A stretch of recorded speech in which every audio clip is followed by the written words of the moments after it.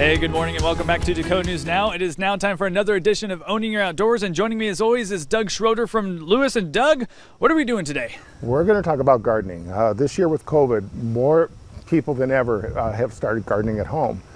We had to be at home, so let's do some activities at home. So many young gardeners, and we're going to talk about a few tips today.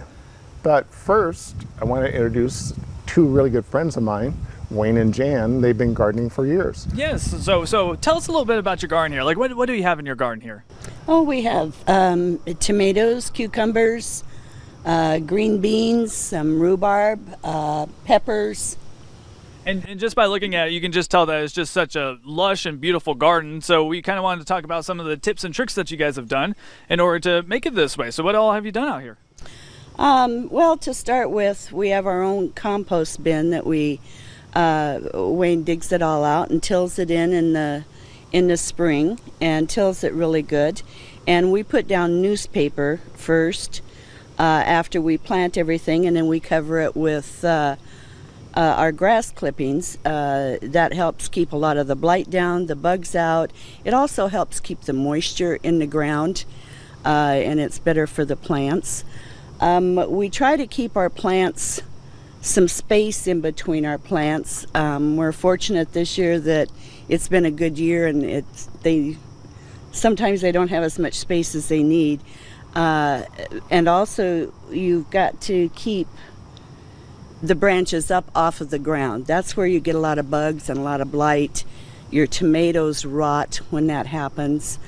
So we try to keep them up off the ground as much as possible.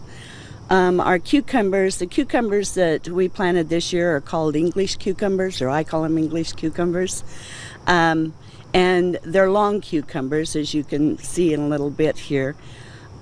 We keep those on trellises and on fences, and they like to climb anything. A cucumber will climb anything. So if you can keep those up off the ground, they will do a lot better. They're a lot easier to find. They don't get the bugs in them. So how about we go ahead and take a look around? Yes, let's do.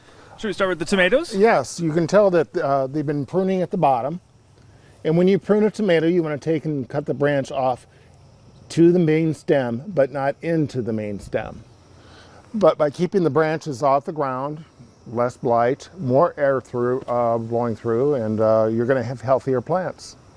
Then walking around here, wanted to point out how they've trellised. There are so many different types of trellises on the market that you can build, or if you look online, there's a lot of different ideas for trellising. But trellising makes it so much easier for finding the fruit and picking. So once you take and do this, it just makes gardening so much easier. And Aaron, you know, one thing I wanted to talk about is it's been quite a year for gardening, but some things that people should maybe do at this time of the year. You need to take and evaluate what you've done for the year. Look at what has grown for you, what hasn't. Make notes of that, because there are some varieties that have done well that you maybe want to replant next year. Also, take note of where you planted things. Next year, you'll want to rotate. You don't want to put plants in the same place they were this year, because every plant takes certain nutrient out of the soil, so you want to balance that out a little bit. Third thing is take and amend the soil. Pull all the plant residue out of your garden. Don't let it sit there through the winter. And take a good compost. Wayne and Jan do composting themselves, so they always have a rich type amendment to put in the soil. I also like cow manure or any of the compost type of products. But till that into your soil, it's much easier to amend in the fall than in the spring. It's getting to be that time of year, so we have some good tips around this morning. We're going to have all this information online at dakotanewsnow.com. Doug, thanks for joining us. Wayne and Jan, thank you both as well. Make sure you guys stick around, because Fastcast is coming up next.